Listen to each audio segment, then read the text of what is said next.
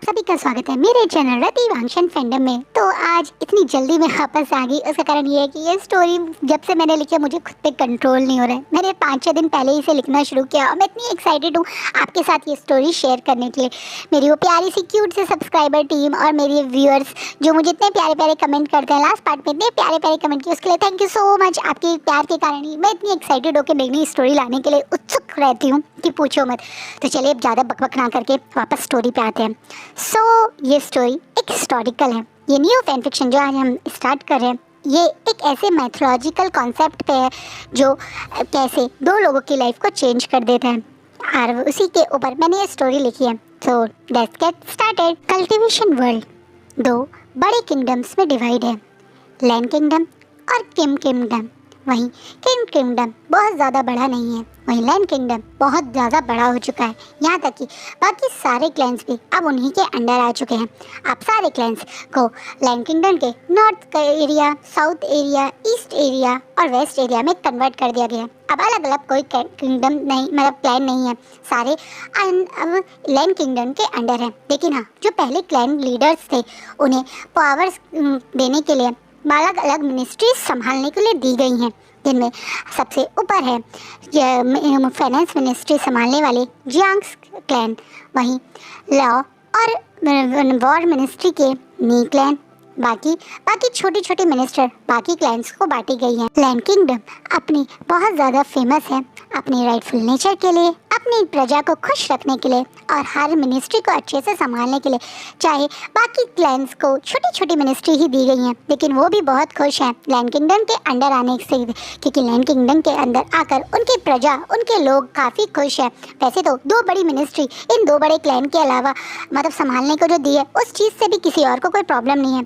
कहीं ना कहीं लैंड्स के हर मामले में राइटफुल हैं, रूल्स फॉलो करते हैं और कभी किसी के साथ गलत नहीं करते। इसी कारण सारे तरफ खुशी थी। एम्पीरियर या ये कह सकते हैं किंग चिंगेजुन भी लोगों की नज़रों में बहुत अच्छी इमेज कैरी करते हैं। उनकी फैमिली भी काफ़ी खुशनुमा थी। वो अपने ब्रदर लान कुरैन के साथ और अपनी वाइफ के साथ इस पूरे लैंड किंगडम को संभालते थे। उनकी वाइफ उनके एक स्ट्रॉन्ग एम्प्रेस की तरह, क्वीन की तरह उनके साथ देकर इस पूरे किंगडम को रूल करती थी। वहीं उनके ब्रदर एक स्मार्ट एडवाइज़र की तरह हमेशा अपने भाई के साथ खड़े रहते थे। लान कुरैन और मैडम लैन को भी लोग बहुत रिस्पेक्ट करते थे। मैं करते थे इसलिए कहती हूँ क्योंकि आप मैडम लैन किंग चिंगेजुन इस दुनिया को अलविदा कर चुके हैं। उनकी वाइफ की डेथ अभी करीबन कुछ साल पहले ही एक हेल्थ इशू के कारण हुई थी। वहीं मतलब चिंगेजुन भी अपनी वाइफ की डेथ के कुछ साल बाद बीमार पड़ गए थे और उनके बीमार पड़ते ही किंगडम ने इस चीज़ का फ़ायदा उठा के जल्दी से लैंडक्लैन की कुछ सीमा पे अटैक कर दिया था। वैसे तो उस समय उनके दोनों बेटे 18 साल के थे। वो काफ़ी स्ट्रॉन्ग वॉरियर और काफ़ी स्ट्रॉन्ग कल्टीवेटर थे, इसलिए उस समय भी किसी मतलब लैंड किंगडम के इंसानों को या लोगों को डर लगा ही नहीं था, क्योंकि उन्हें पता था कि चाहे उनके किंग अब इस दुनिया में नहीं रहे, लेकिन उनकी गद्दी पे संभालने के लिए उनके दो स्ट्रॉन्ग वॉरियर्स अभी भी अवेलेबल हैं। और यही कारण था कि वो दोनों स्ट्रॉन्ग वॉरियर, हमारे दोनों प्रिंस, सबसे पहले अपने फादर को लास्ट रिचुअल देने के बाद उस वॉर की सीमा पर पहुँच गए थे। ये दोनों ट्विंस ब्रदर हैं जिनका नाम लांग शिचैन और लांग वांगजी कहा जाता है। लांग शिचैन और लांग वांगजी के बर्थ में सिर्फ 5 मिनट का अंतर है। 5 मिनट बड़े हैं लांग वांगजी लांग शिचैन के से, पर दोनों के में अगर कंपैरिजन हो तो नेचर में बहुत अंतर है। काफ़ी हद तक ये दोनों एक जैसे दिखते हैं, एक जैसी हाइट है, एक जैसा लुक है, लेकिन आदत और शक्ल में काफ़ी डिफरेंस है। वहीं लांग शिचैन बहुत ज़्यादा मतलब एक तरह से खुश मिजाज, हंसने वाले, हर चीज़ को लाइफली जीने वाले हैं। वहीं लांग वांगजी बहुत ज़्यादा स्ट्रिक्ट, बहुत ज़्यादा स्कोल ऑरा कैरी करने वाले हैं, तो जल्दी से किसी से घुलते मिलते नहीं। लेकिन हाँ, वो भी बहुत ज़्यादा स्ट्रॉन्ग वॉरियर हैं, इस चीज़ की कोई कमी नहीं है। सबको पता था कि इन दोनों के होते हुए किंगडम को कुछ नहीं होगा, और ऐसा ही होता है। करीबन 2 साल तक लड़ाई चलती है, यानी 18 साल के ये यंग राजकुमार वहाँ वॉर पे पहुँच गए थे और 2 साल तक इन्होंने इतनी स्ट्रांगली किंगडम से लड़ाई करी कि वो किंगडम जो एक बार को इनकी ही ज़मीन पे कब्जा करना चाहता था, वो अपने आधा लैंड इन्हीं को गवा देता है, जो अब खुद लैंड क्लैन के अंडर आ गया है। कहीं ना कहीं सब लोग उस समय उस वॉर की जीत में खुश थे कि आप वो वॉर जीत गए, लेकिन उस जीत में भी बहुत ज़्यादा दुखी भी थे लोग, क्योंकि उस वॉर के दौरान उनके फर्स्ट किंग यानी एक तरह से प्रिंस लांग वांगजी गायब हो गए। लांग वांगजी को करीबन 6 महीने तक सब लोगों ने मिलकर ढूंढा, तब वो मिले, और जिस हालत में वो मिले उस हालत को देखकर 4 साल बाद भी इस समय के किंग लान शिचेन अभी भी रो रहे हैं। वो ऊपर से चाहे कितने स्ट्रांग बनते हो, वो ऊपर से सबके सामने एक स्ट्रांग किंग की तरह सारे डिसीजन ले रहे हैं, अपना पूरा क्लैन संभाल रहे हैं, लेकिन अंदर से वो कितने पेन में हैं, कितने दर्द में हैं, सिर्फ वही इंसान जान सकता है जो उनके करीब है। आज भी वो अपने भाई, बेहोश भाई के पास उसका हाथ पकड़े हुए बैठे हैं और उनकी आंखों में बहुत पेन है। आज वो बहुत ज़्यादा टूटे हुए हैं। ये बाहर की बारिश, ये बाहर का ख़राब वेदर भी उनके उन आंसुओं का कंपैरिजन नहीं कर सकता। आज की वेदर बहुत ज़्यादा ख़राब है।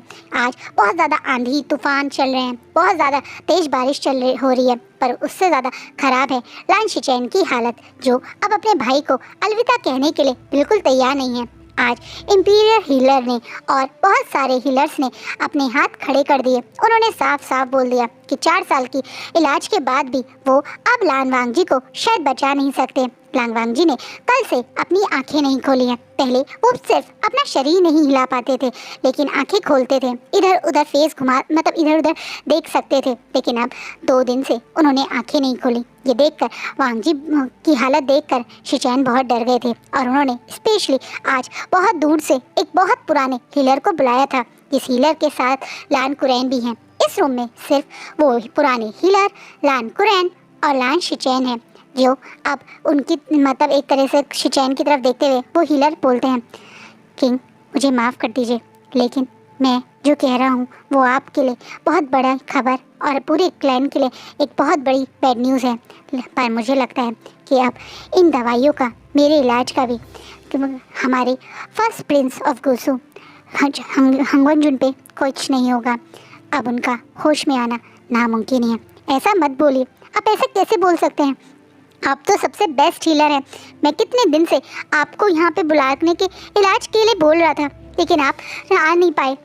इसमें आप ही की गलती है। अगर आप पहले आ जाते तो शायद मेरे भाई के साथ ये ना होता। इस समय शिचेन थोड़ा गुस्सा भी हैं, थोड़ा दुखी भी हैं और अपने भाई के हमेशा के लिए अलविदा करने की बात से बहुत ज़्यादा घबराए हुए हैं। इसलिए आज वो इस तरीके से इस बुजुर्ग हीलर को डांट भी रहे हैं। वहीं वो हीलर तुरंत अब किंग को गुस्से में देख के अपने घुटनों पे बैठ जाता है और अपना सर ज़मीन की तरफ बार बार करते हुए माफ़ कीजिएगा, माफ़ कीजिएगा, लेकिन मुझे हंगवनजुन के बारे में इससे पहले तक नहीं पता था। वो तो आज आपके अंकल मेरे पास आए तब मुझे पता चला। मुझे कोई भी महल से यहाँ आने की खबर नहीं दी गई थी। इस बात पे शिचेन को बहुत गुस्सा आता है और वो चीख के बोलता है, झूठ बोल रहे हैं आप। मैं खुद हर बार हर महीने आपके पास खबर भेजता था, लेकिन आप ही बहाना करके नहीं आते थे, और अब आप ये कह रहे हैं। इस बात पे लान कुरैन जो शांत थे वो बोलते हैं, शांत हो जाओ शिचेन, इनमें इनकी गलती नहीं है। सच्चाई तो यही है, ये जब मैं इनके पास पहुंचा तो हमारी तरफ से आया हुआ इनके पास कोई लेटर नहीं था। इसका मतलब ये है कि सचमुच में 4 साल में इन पे ये खबर कभी गई नहीं थी। आज तक ये किसने किया हमें पता नहीं लगा, लेकिन अब मैं समझ चुका हूँ कि कोई जानबूझ के हमारे वांगजी को होश में नहीं लाने देना चाहता था, इसलिए तो इन तक खबर गई नहीं थी। लेकिन अब क्या अंकल, अब 4 साल बाद हमें सच भी पता चलेगा तो क्या मेरा भाई ठीक हो पाएगा? आपको लगता है जब ये अब हार मान चुके हैं तो हम क्या करेंगे? कुछ भी कीजिए अंकल, कुछ भी कीजिए। आप हमेशा से बचपन से मेरे और वांगजी का उतना ही ध्यान और प्यार करते थे जितना मदर और फादर करते थे। क्या आप वांगजी को ऐसे अलविदा कर पाएंगे? क्या आप उसे ऐसे जाते हुए देख पाएंगे? कुछ कीजिए अंकल। बेचारे शिचेन जो अभी थोड़ी देर पहले किंग बन के डांट लगा रहे थे, अब वो रोते हुए अपने अंकल को उनके नेफ्यू बन के रिक्वेस्ट करने लगते हैं। शिचेन को ऐसे रोता बिलखता हुआ देखकर कुरैन की भी आंखों में आंसू आ जाते हैं। उनके दिल में भी बहुत शार्प पेन हो रहा है। वांगजी को इस हालत में देखकर वांगजी को इस तरह अलविदा कहना उनके लिए भी आसान नहीं होता, इसलिए वो एकदम से बोलते हैं, तो हमारे पास दूसरा तरीका है। एकदम से अब हीलर भी कुरैन की तरफ देखने लगते हैं और वहीं शिचेन भी, पर दवाइयाँ तो हार मान चुके हैं तो आप क्या करेंगे? अब वो हीलर थोड़ा घबराते हुए बोलते हैं, आप सबने सुना होगा गोस्ट ब्राइड, हम वांगजी की एक डेड बॉडी से शादी करवाएंगे। हमारी पुरानी मैथोलॉजी के अनुसार, यानी पुरानी बातों के अनुसार, पुरानी प्रथाओं में एक ये भी प्रथा थी जब किसी बीमार, बहुत बीमार इंसान की शादी एक गोस्ट से, एक मरे हुए आदमी से करवा दी जाए या डेड बॉडी से करवा दी जाए तो वो इंसान बिल्कुल ठीक हो जाता है। कहा जाता है कि अगर एक वर्जन गोस्ट की शादी हो जाए तो वो अब गोस्ट अपनी ब्राइड या अपने ग्रूम के लिए एक प्रोटेक्टिव शील्ड की तरह काम करता है, उसकी लाइफ को एक तरह से प्रोटेक्ट करता है। और ऐसा पहले कई बार हुआ भी है। वो लोग फिर ठीक हो जाते हैं, उनकी बॉडी से वो बीमारी चली जाती है। तो क्यों ना हम ये करें। अंकल, ये तो बहुत पुरानी कही सुनी बात है, क्या आप इन अंधविश्वासों को मानते हैं? हमारे पास कोई और तरीका नहीं है शिचैन। आज वांग जी की बात है तो मैं हर कुछ करना चाहता हूँ। मैं इन अंधविश्वासों पे भी यकीन करना चाहता हूँ। वैसे भी हमारे पास ज़्यादा समय नहीं है, तो क्यों ना हम एक बार ये कोशिश करके देखें। 2 दिन हो गए, वांग जी ने अब आँख भी नहीं खोली है। पहले कम से कम आँख खोल के हमारी तरफ देखने की कोशिश करता था, हमें पता चलता था कि वो जिंदा है। लेकिन अब तो हम सिर्फ उसकी ऐसी हालत को देख रहे हैं। तो क्यों ना ये भी एक कोशिश करके देखें। कुरैन अब शिचैन को मनाने की कोशिश कर रहे हैं। वहीं शिचैन भी अपने अंकल को की बातों पे ये मान जाता है। जब बात वांग जी की जान की है तो वो कुछ भी करने को तैयार है, इस अंधविश्वासी प्रथा को भी करने के लिए तैयार है। इसलिए तुरंत शिचैन बोलते हैं, तो ठीक है, अभी के अभी सारे किंगडम में ये खबर पहुंचा दी जाए। 24 घंटे के अंदर अगर किसी वर्जन की डेथ हुई है उसे तुरंत महल में लेके आया जाए, उसकी डेड बॉडी को तुरंत महल के अंदर लाया जाए। ये खबर तुरंत के तुरंत सारे के सारे किंगडम में फैलाने की ऑर्डर दे देते हैं। किंग लान शिचैन, अब सारे किंगडम में ये खबर पहुंच गई है। ये खबर या ये ऑर्डर रात में आया था और अब शाम के करीब यानी ऑलमोस्ट 12 घंटे के करीब हो चुके हैं। लेकिन अब तक कोई भी ऐसी वर्जन गर्ल जिसकी डेथ 24 घंटे में हो, ऐसी डेड बॉडी नहीं मिलती। कहीं ना कहीं जब अब ये किंग का ऑर्डर था 24 घंटे के अंदर वाला, वो नहीं हो रहा है तो सब लोग घबरा रहे हैं। वहीं एक तरफ एक मिनिस्टर के घर में जब ये बात पहुंचती है कि अभी तक किंग को कोई डेड बॉडी नहीं मिली, जैसे वो मांग रहे थे एक वर्जन की 24 घंटे के अंदर डेथ वाली, तो उनमें से एक लेडी के चेहरे पे हल्की सी स्माइल आ जाती है और वो तुरंत अपने हस्बैंड के पास पहुँचती है और कहती है, तुम शांत क्यों हो, चलो अभी किंग के पास इसकी डेड बॉडी लेके जाते हैं। और ये बोलते हुए वो लेडी साइड में पड़े हुए एक पर्सन को देख रही है। एक 20 साल का यंग लड़का जिसकी डेड बॉडी फ्लोर पर है, उसके पास में उसकी बहन और भाई जोर जोर से चीख के रो रहे हैं। कोने में खड़े हुए कुछ लोग यानी इसी घर के जो सर्वेंट है वो भी बहुत ज़्यादा अपसेट है। और ये सब लोग शॉकिंगली अब मैडम यू की तरफ देख रहे हैं। जैन फैमिया गुस्से में बोलते हैं, यू ये तुम क्या बोल रही हो? आप मुझ पर गुस्सा क्यों कर रहे हैं? हम विंग को गवा चुके हैं, अब ये सिर्फ एक डेड बॉडी है और हम और क्या कर सकते हैं? इसका लास्ट रिचुअल ही तो करना है हमें।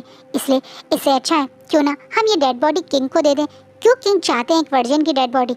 आप भी अच्छे से जानते हैं हमारी फाइनेंस मिनिस्ट्री हमारे हाथों से निकलने वाली है, वो जिन प्लान को मिलने वाली है।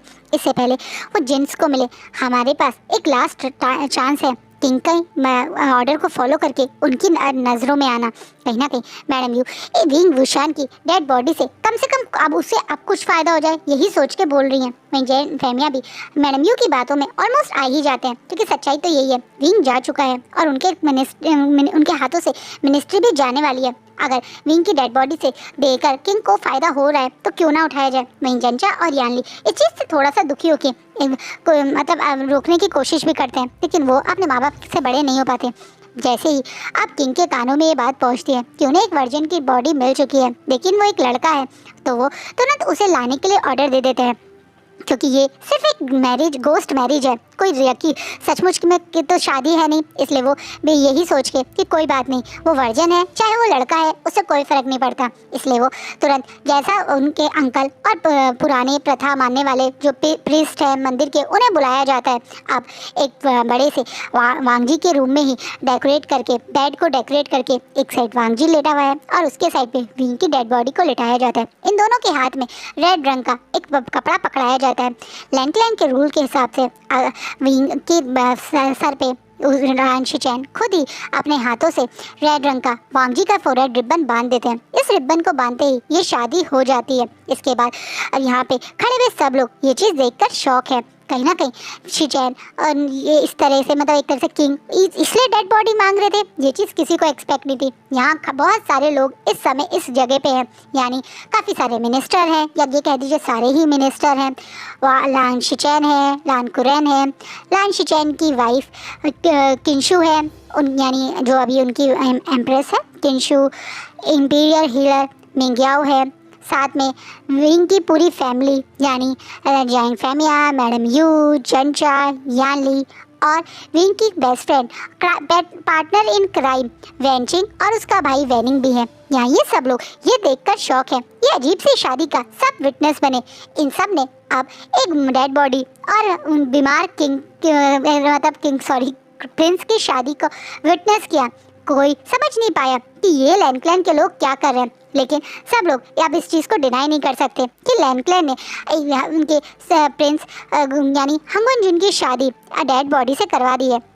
सब लोग यही देखकर शॉक थे जब अचानक से एक पर्सन अपनी जगह से सीट पे बैठ जाता है, यही कह दीजिए बेड पे स्ट्रेट पोजीशन में बैठ जाता है। और जैसे ही वो पर्सन बैठता है तो सबकी आंख शॉक में बड़ी हो जाती है। सब लोग एक दूसरे को फेस देख रहे हैं, वहीं कुछ लोग तो इतने जोर से डर के भूत भूत करके जोर जोर से चीख चीख के अपने पूरे के पूरे कमरे में इधर उधर दौड़ने लगते हैं। यहाँ तक कि सारे के सारे गार्ड जो किंग के गार्ड हैं, जो किंग मतलब एक तरह से कह सकते हैं ना कुरैन और शिचैन के साथ हमेशा गार्ड रहते हैं बॉडी गार्ड, वो भी तलवार लेकर उस पर्सन की तरफ खड़े हो जाते हैं। वहीं मैडम यू तो उस पर्सन को ऐसे होश में आता देखकर सर पकड़ के बेहोश ही हो जाती है और अपने हस्बैंड की गोद में गिर जाते हैं। वहीं जंचा, यानली और वेंचिंग विंग करके उसकी तरफ दौड़ते हैं, जैसे कि उन्हें यकीन नहीं हो रहा ये क्या हुआ। अभी कुछ देर पहले तक तो वो अपने भाई की डेड पे रो रहे थे, लेकिन ये जिंदा कैसे हुआ। जी हाँ, विभूषण वो डेड बॉडी जिससे अभी किंग ने अपने भाई की शादी करवा दी, वो पर्सन अब जिंदा बेड पे बैठा हुआ है और आंखें मल मल के सबको देख रहा है। वो अचानक से पूरा खुद भी शॉक है इन सबके रिएक्शन पे। इतना ही नहीं, ये सारे के सारे गार्ड उसको सर ऊपर तलवार लेके खड़े हैं, वो इस चक्कर में शॉक है। वहीं यानली तो रो के नीचे बैठ के खुशी में और ज़्यादा रोने लगी, जिसे जंचा ने संभाला है। अगर कोई होश में है और विंग के पास जाने की कोशिश कर रहा है तो कोई और नहीं बल्कि वेंचिंग है, जो बिल्कुल विंग के पास आती है और बहुत हल्के से विंग को टच करती है और कहती है तुम जिंदा हो विंग, विंग तुम जिंदा हो। जिस चीज़ से विंग शॉकिंगली वेंचिंग को देखता है और आंखें मलते मलते सबको देखता है और बोलता है मैं यहाँ क्या कर रहा हूँ, और मैं जिंदा ही तो हूँ। मैं तो अच्छा खासा कल अपने बेड पे सोया था, मैं यहाँ पे किसी और के बेड पे क्या कर रहा हूँ। ये कौन है। बेचारा विंग अब शॉकिंगली अपने साइड में बेहोश एक सुंदर से राजकुमार को देखता है, जिसके माथे पे भी रेड रंग का फोरहेड रिबन है, जिसने रेड रंग के ब्राइडल हानफू पहने हुए हैं, बिल्कुल उसकी तरह उसने भी रेड रंग के ब्राइडल हानफू पहने हुए हैं। ये है कौन। वहीं सामने किंग को देख के वो एकदम से अपनी जगह से मतलब अपने बेड पे ही घुटनों के बल बैठ के उनकी तरफ बो करता है और बोलता है ये मैजेस्टी आप यहाँ क्या कर रहे हैं। अचानक से विंग को जिंदा देख कर आप शिचैन और कुरैन भी एक दूसरे की तरफ देख रहे हैं और सब लोग एक साथ बोलते हैं तुम जिंदा हो, जिससे विंग और ज्यादा शॉक होता है। ये क्या बात है भाई, वो तो जिंदा ही तो है, तभी तो सबसे बातें कर रहा है। सब लोग इतना शॉक क्यों हो रहे हैं उसके जिंदा होने पे। उसके दिमाग में ये सारी कंफ्यूजन है। वहीं अब अचानक से कुरैन एकदम से जैन फेमिया और मैडम यू की तरफ देखते हैं और बोलते हैं इन्हें तुरंत के तुरंत बंदी बना दो। जिस चीज़ से अब विंग और यानली और जंजा थोड़ा घबरा जाते हैं। वहीं जैन फेमिया और मैडम यू भी अपने घुटनों पे आ जाते हैं। ये सारे अब घुटनों पे आ जाते हैं। वहीं विंग भी घबरा के एकदम से अपनी फैमिली के साथ घुटनों पे बैठ जाता है। ये सब लोग अब बेड के मतलब जहाँ बेड है उससे थोड़ा नीचे उतर के जो कमरे में एक खुला एरिया होता है उसमें घुटनों के बल बैठे हुए हैं और सामने किंग लान शिचैन उनके मतलब अंकल एडवाइज़र लान कुरैन और उनके दूसरी साइड पे उनकी वाइफ किंशु खड़ी हुई है। बाकी सब लोग भी अभी यहाँ पे जो पहले थे वो भी खड़े होकर ये नज़ारा देख रहे हैं। आप कुरैन गुस्से में बोलते हैं मिनिस्टर जैंग फेमिया, आपने ये क्या बदतमीज़ी करी। हमने आपसे कहा था हमें एक डेड बॉडी की शादी करवानी है। इसका मतलब ये नहीं था कि आप इस मौके का फ़ायदा उठा के अपने जिंदा अडॉप्टेड सन की शादी मेरे नेफ्यू से करवा दें। कुरैन गुस्से में जब चीख के जैन फेमिया पे चिल्लाते हैं तो जैन फेमिया एकदम से कांपते हुए अपना सर दोबारा से ज़मीन की तरफ करते हुए माफ़ कीजिएगा, माफ़ कीजिएगा, माफ़ कीजिएगा इंपीरियर एडवाइज़र, पर हमने कोई चीटिंग नहीं करी। हमें सचमुच में विंग वुशार डेड ही लगा था। हमने खुद इसे उस समय हीलर से भी चेक करवाया था। यहाँ तक कि सब ने हमें बताया था कि वो ये मर चुका है, तभी तभी हम आपके पास आए थे। हमें आपके पास आने से पहले कई घंटों तक ये हमें हमारे साथ ही था और ये मरा हुआ था। हम झूठ नहीं बोल रहे हैं। कहीं ना कहीं जब कोई फहमिया ये बोलते हैं तो आप गुस्से में लान कुरैन उस पर्सन को, उस हीलर को बुलाने के लिए बोलते हैं जिसने विंग को चेक किया था। अब वो हीलर वहाँ आके घुटनों के बल बैठ जाता है और वो भी यही बात बोलता है कि कल सुबह सुबह इनके पास मिनिस्टर जियांग के घर से कुछ सर्वेंट आए थे कि उनके मतलब एक तरीके से अडॉप्टेड सन होश में नहीं आ रहे हैं। और जब उन्होंने जाके वहाँ चेक किया था तो उन्हें पता चला था कि विभूषण सोते सोते अचानक से कैसे डेथ होगी समझ में नहीं आया। लेकिन हाँ, उस समय विभूषण की ना ही नब्ज चल रही थी और ना ही सांसें आ रही थी, तो इनको भी लगा कि वो मर चुके हैं। जो कि उस समय का मतलब एक तरीके से जितने भी लोगों ने विभूषण को टच किया उन सबको यही लगा, क्योंकि विभूषण का शरीर भी ठंडा पड़ गया था, सांस भी नहीं मतलब उनकी नाक के पास से सांस भी नहीं आ रही थी और उनकी पल्स भी नहीं चल रही थी। तो इन्होंने मतलब मिनिस्टर जियांग ने झूठ नहीं बोला। अब इस बात पे लान कुरैन को भी याद आता है कि जब विभूषण की डेड बॉडी के कपड़े बदलने के लिए ये वो आए थे और विभूषण को इन लोगों ने वांग जी के साथ शादी करने के लिए चेंज किया था, उस समय भी सारे जितने भी सर्वेंट थे उन सबको भी विभूषण डेड ही लगा था। तो विभूषण जिंदा कैसे हुआ, सब लोग अब ये जानना चाहते हैं। और सब लोग अब विभूषण की जिंदा कैसे हुआ इसी सोच में थे जब अचानक से पीछे से अब वेंचिंग विभूषण को गुस्से में घूरती है और बोलती है, विभूषण क्या तुमने वो तालिस्मान यूज किया था? इस बात पे अब सबका ध्यान विभूषण पे जाता है। अब विभूषण एकदम से घबराते हुए सबकी तरफ देखता है और अब सब लोग विभूषण को घूर घूर के देख रहे हैं। हमारे विभूषण खुश सीधे साधे शरीफ इंसान नहीं है, बल्कि वो एक बहुत बड़े कल्टीवेटर और एक हीलर हैं। यानी वो अपनी बेस्ट फ्रेंड वेंचिंग के साथ मिलकर हमेशा लोगों की भलाई के लिए नए नए कल्टीवेशन तरीके से या एक तरीके से कह सकते हैं तालिस्मान ड्रॉ करते और बनाते रहते हैं। सब लोग अब विंग को ही घूर रहे हैं। वहीं विंग बेचारा किसी के सामने अपनी सच बोल नहीं पा रहा है, लेकिन वो डरते डरते साइड से वेंचिंग और अपनी सीजे और अपने भाई को देख रहे हैं, क्योंकि शायद ये तीनों अब समझ चुके हैं कि यहाँ हुआ क्या था। लेकिन अभी वो लोग कुछ बोल के विंग को और बड़ी मुसीबत में नहीं डालना चाहते। अब अचानक से किंशु मौके का फ़ायदा उठाती है और बोलना शुरू करती है, मुझे नहीं पता किंग या अंकल आप ये शादी क्यों करवा रहे थे, लेकिन अब हमने धोखे में हमारे फर्स्ट प्रिंस ऑफ गुसु यानी लांग वांगजी हंगवन की शादी इस विभूषण से करवा दी है। अब ये हंगवन के हस्बैंड है, इस चीज़ को हम डिनाई नहीं कर सकते, क्योंकि हमने सब इस चीज़ के चश्मदीद गवाह हैं कि हमने लैन क्लैन के रूल के अकॉर्डिंग इन लोगों की शादी करवाई है। अब हम क्या करेंगे? किंशु थोड़ा टेंशन में घबराते हुए नाटक करते हुए बोल रही है।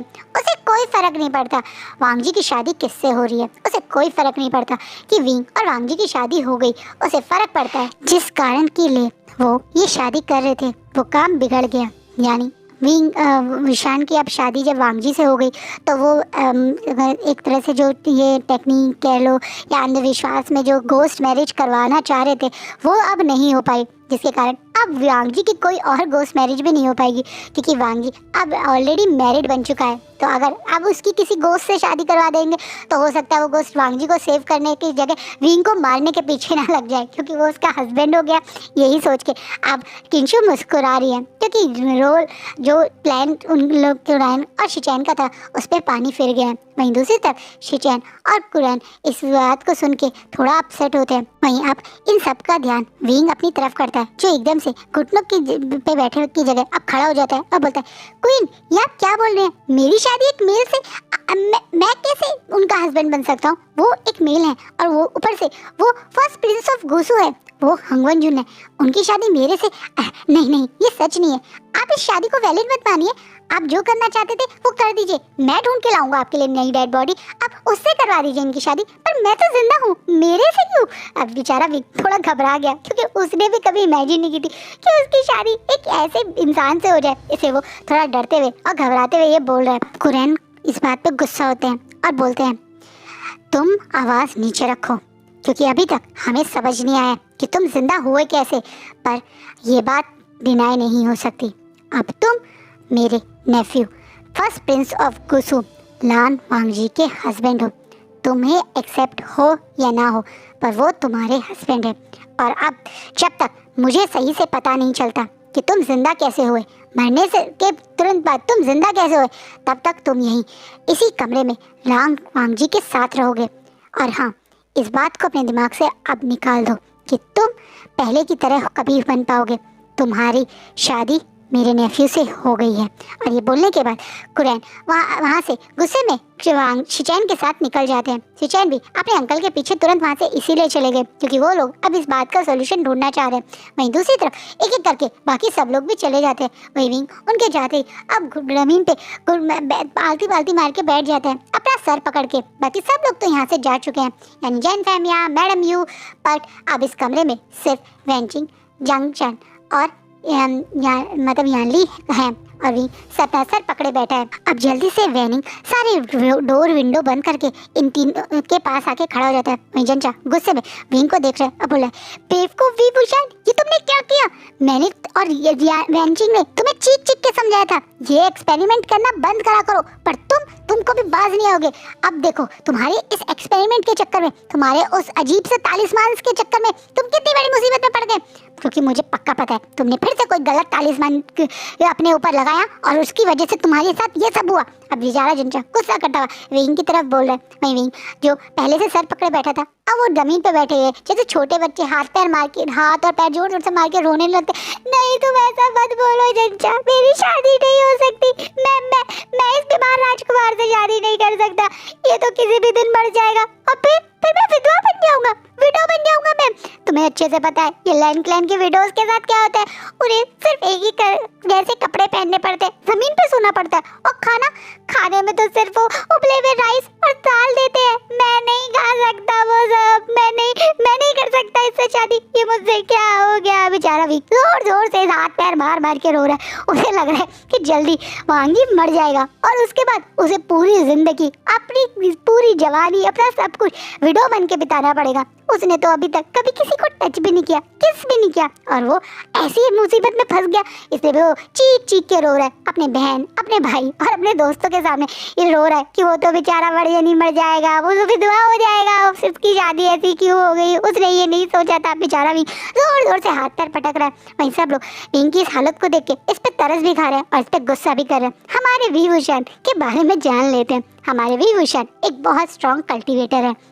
वो एक स्पेशल टाइप की कल्टीवेशन स्किल ट्राई करते हैं। वो एक हीलर के जैसी टेक्निक्स को यूज़ करते हैं। वो अपनी गोल्डन कोर की पावर से अलग अलग टाइप के तालिस्मान और टेक्निक्स यूज़ करके हमें अपनी दोस्त वेंचिंग के साथ लोगों को हील करने में हेल्प करते हैं। वेंचिंग और विंग मिलकर एक बहुत स्ट्रॉन्ग हीलर की टीम है। वो बीमार से बीमार इंसान को ठीक कर सकते हैं।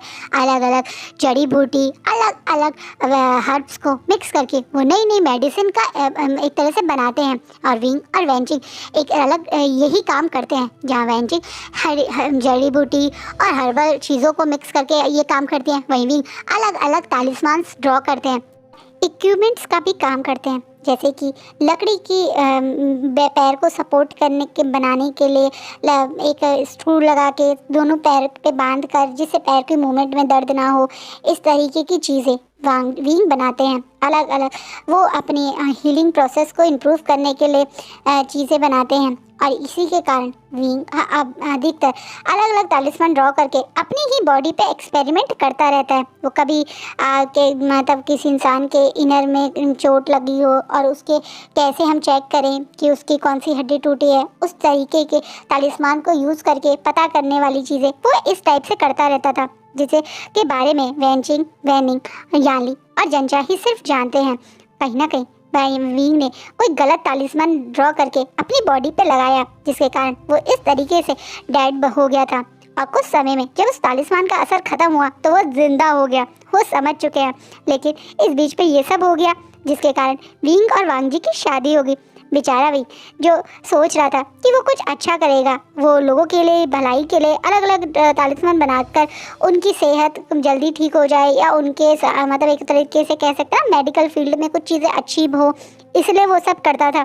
लेकिन इस चक्कर में उसकी शादी एक बीमार राजकुमार से हो जाएगी, उस बेचारे ने सोचा नहीं था। और आज का पार्ट ये रुकता है। सो ये था हमारे फैन फिक्शन का फर्स्ट पार्ट। आपको कैसा लगा प्लीज़ कमेंट में मुझे ज़रूर बताइएगा। आपको ये कॉन्सेप्ट और ये स्टोरी जो मैं एक तरह से रोम कॉम टाइप लिखूंगी उसके बारे में क्या लग रहा है वो कमेंट में ज़रूर बताइएगा।